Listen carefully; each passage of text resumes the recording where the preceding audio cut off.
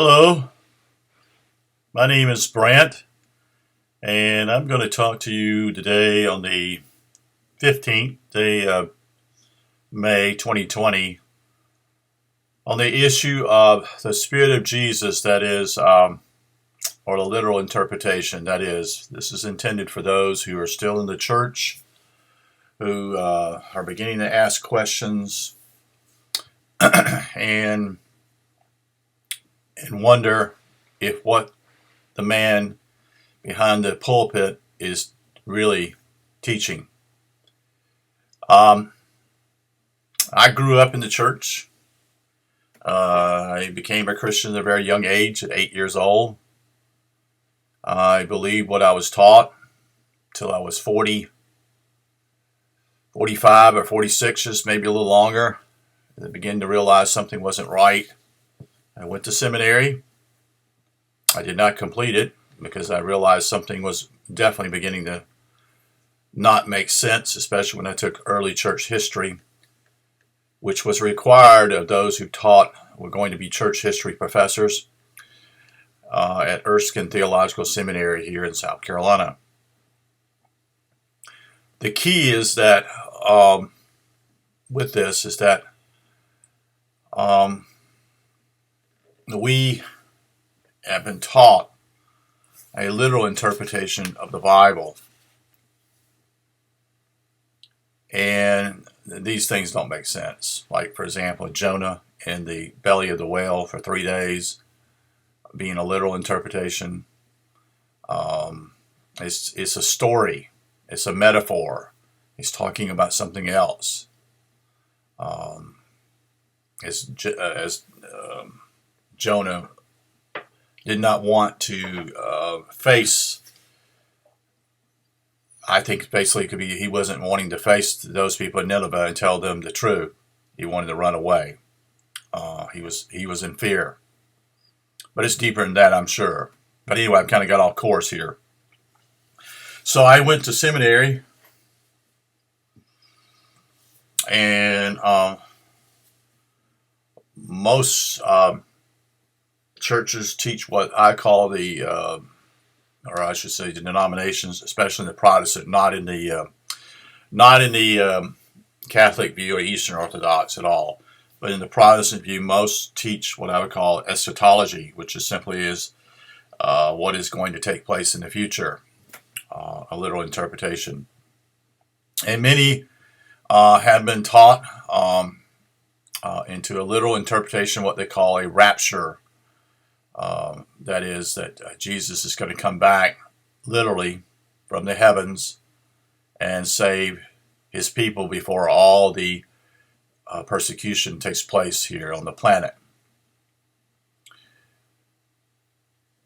The key is that this is wrong. It's not a literal interpretation. It's to do with what I call the Spirit of Jesus, which is the age of Aquarius. The Bible itself is talking about deeper things, and it's been misunderstood, and it doesn't make sense, and it leads you to believe in people that have been taught this, that they've just been taught it. The only way you really can actually know something is true is to experience it, or either is you can know it by first party, that is one-to-one with something. Again, would be experience. So, if I understand this correctly, is that most people, most Christians, this is for the Christians out there who have an open heart, open mind, trying to find the truth, is that it's not going to be a literal interpretation of Jesus coming back. And I'll explain some things. The church itself, the Christians in the past, in the year 200, 300, 400, in the Roman Empire, came under enormous persecution. And many were killed. Many were killed. And in fact, actually, even in the early church, some were killed.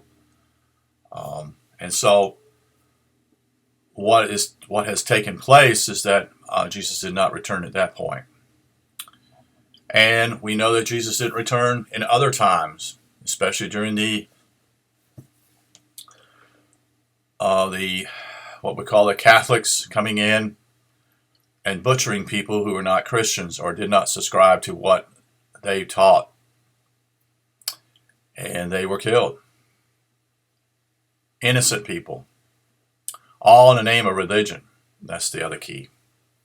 All in a. It blows me away that the Catholic Church is still around. It really does. I mean, how much harm does this church have to do? It proves it simply is. It's not of God. If it was a Christian church, because they butcher people, they butcher people many times. Their quote unquote cathedrals are all in a way that are in gold, that people have given money to them, and these people are considered as gods to some people, not humans. But I've digressed again. The key for you to understand simply is this is a spiritual interpretation, in meaning that Jesus' Spirit is coming to mankind in the house of Aquarius, meaning that simply is that in the next age, which that age is almost here. That's why we're here. Some of us are actually talking about this because we're proclaiming that to you, that what you're thinking is going to come true is not going to come true. There's not going to be any rapture. And this was also another thing. I grew up in a church that taught this. A gentleman named C.I. Scofield. The rapture theory and what they talk about, that comes from him. And that was taught in the late 1800s and early 1900s by him. It was his perspective on what was going to happen. And the perspective view was simply is before the 7 years, that is the tribulation. Again, a literal interpretation, not meant to be. And so some have the interpretation of rapture will take place at the beginning, what they call pre-trib. Then there are others who say basically at the 3.5 year mark will be what they call mid-trib. That basically people will be raptured at that point. And then afterward also. And the 1,000 years reign of the saints. And Satan would be put into, quote unquote, the pit or hell and no longer allowed to do what he's doing. But that's not what it's really talking about. But you must seek the truth. You don't need to listen to what I'm saying. You need to search it for yourself and seek it out. To see what is happening before your eyes. What we're seeing even in the manifestation of what's taking place here on the planet right now is what I call basically, you're either going to stand against what we call tyranny and what's taking place or not.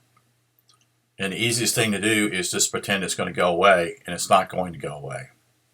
It's not. This is a test for man in order for him to see if he's truly who he says he is. In other words, is he willing to stand for what is right and understand that man is not someone who seeks to destroy others. Most common people don't do harm to other people. Most time they do harm to people because they're in a desperate situation.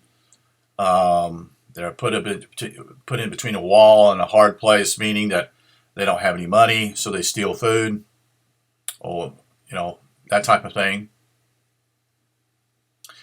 Or they basically live in fear, so they're fearful of others finding out who they really are. In other words, they're not what they put a facade up and be somebody they're not, and so they're afraid to lose that facade.